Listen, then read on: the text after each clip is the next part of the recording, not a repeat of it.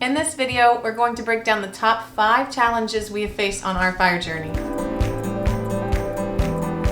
Amber and I started on our fire journey 9 years ago, and we retired last year at ages 38 for me and 35 for Amber. During that time, our average combined income was $75,000. We have 3 children under 5, and we didn't inherit any money. So one of the first challenges that we faced was finding healthcare to cover the healthcare that we had when Jerad was employed. But while traditional age retirees can rely on Medicare, younger retirees like ourselves are on our own when it comes to paying for healthcare. Workplace health plans tend to offer more generous benefits and are heavily subsidized by employers. About half of Americans get their health insurance through their jobs. Last year, we were able to get a Blue Cross Blue Shield plan through healthcare.gov since Jerad was no longer employed, and we had an income under $75,000 with 3 children under 5. But this year, we sadly won't qualify for that plan again since we flipped our house earlier this year for a $300,000 profit in 7 months, which will lead itself to capital gains taxes on that too.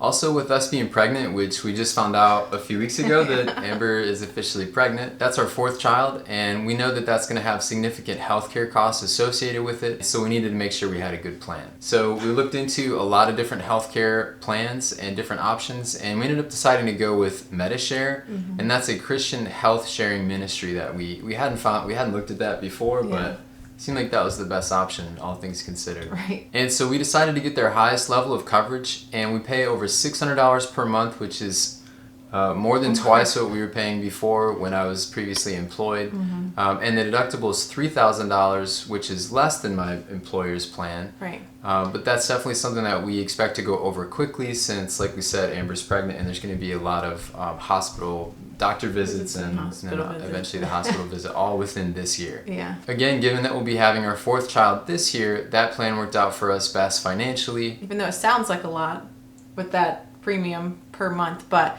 we did all the calculations and ran the numbers, and the total at the end was a much better price.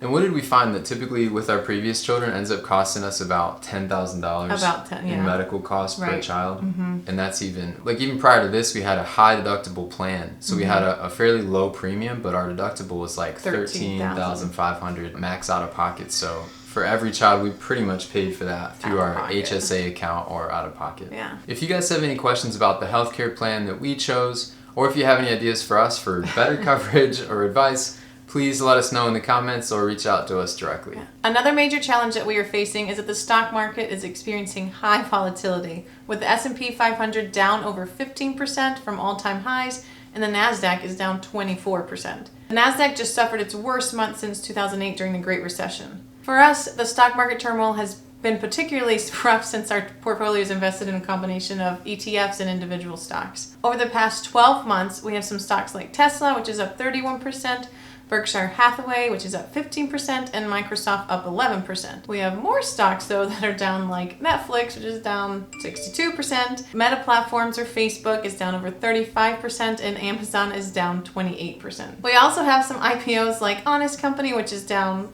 81%. Gosh. And Corsair Gaming, which is down 52%. Okay, so total transparency here, guys. Our portfolio is down 30%, and for us that equals about $300,000. So for us that was equal to like several years' salary is how much our portfolio is down right now. So that has been tough. Stressful, needless to say. Yes. We have learned a number of lessons that the stock market has taught us since we retired last year. Number one is it's probably just best to stay away from IPOs in general. We knew that was going to be a risk and we wanted to take it, but it just so happened that was probably one of the worst times to do it with the Fed increasing interest rates and inflation and things like that. So moving forward, that's not something we would recommend and not something that we're probably going to do. Also, invest your money via dollar cost averaging over a long period of time. For example, we rolled over our 401ks to IRAs last September when we retired. And for the first time, we were able to invest that money in individual stocks and not just this handful of mutual funds that we could invest in. So once we had that opportunity, we started to invest it.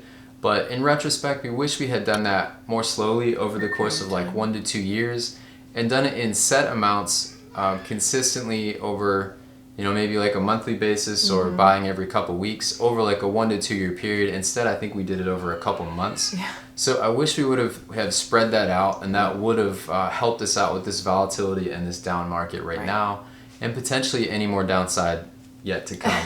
Another lesson that we learned is that when inflation is high, which it was, and the Fed is looking at increasing rates, limit your exposure to companies like IPOs, to growth stocks, and things that are on the higher risk side. We didn't anticipate that kind of drop, to see a company like the Honest Company drop, 81%, and other IPOs had similar crashes like that. We just didn't anticipate that much volatility. And so I think we were pretty unlucky, unfortunately, on the timing. So when the stock market recovers, we do plan to adjust our portfolio to have a little bit less risk and more stability. Another challenge that we face is social media, and with this we're talking about social media that's consuming for us. Another part of our FIRE plan was to start up a business, allowing us to withdraw less money out of our investments.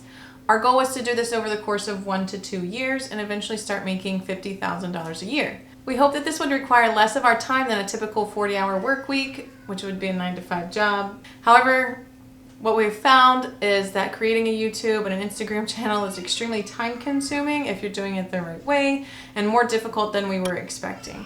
Our YouTube channel was monetized in just a few months, which is a rare thing.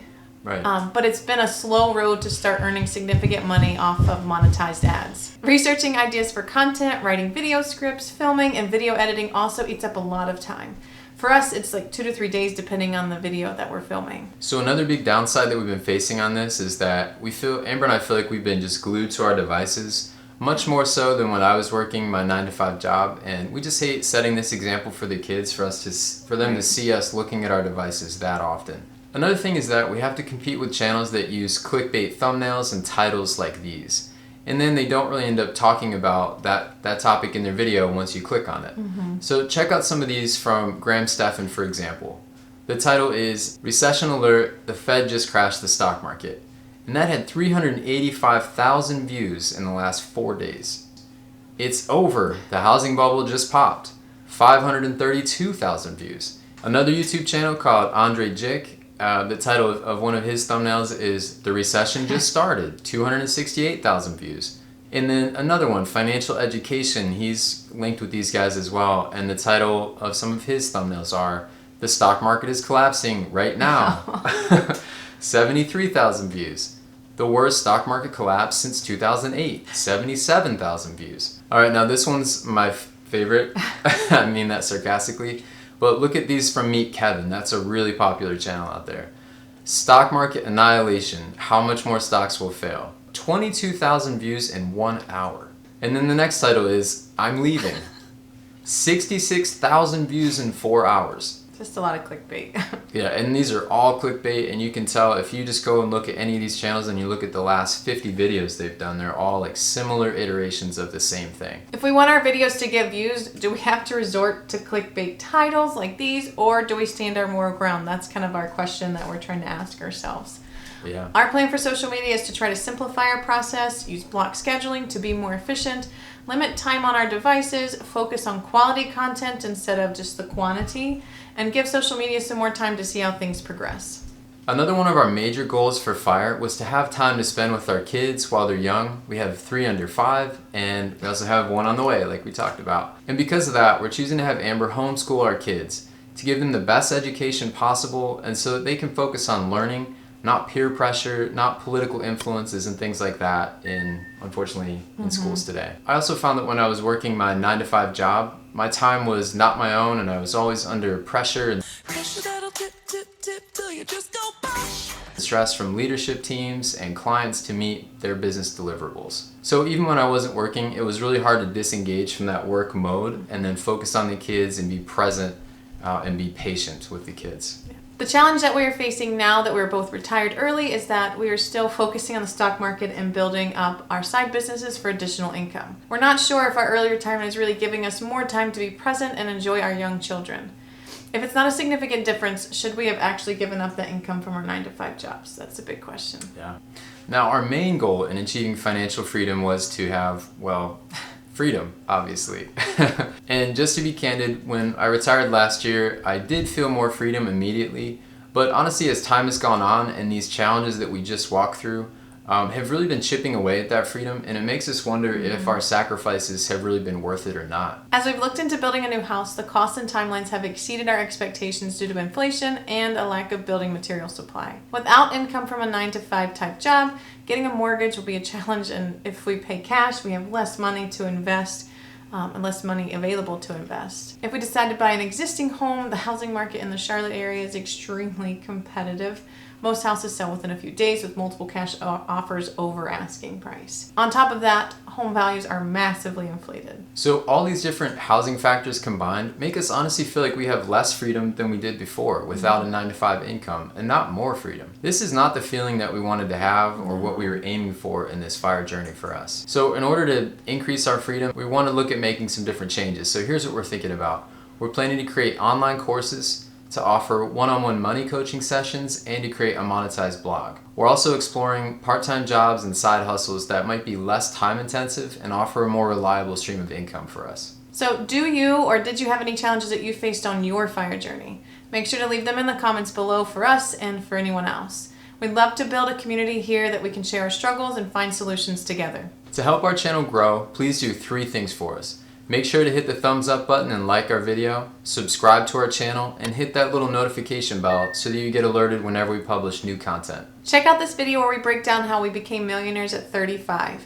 And also watch our video where we talk about our fire journey and how we retired early at the age of 38. So we wanted to sincerely thank you guys for watching. Thank you for supporting us on this journey, and we look forward to seeing you in the next video.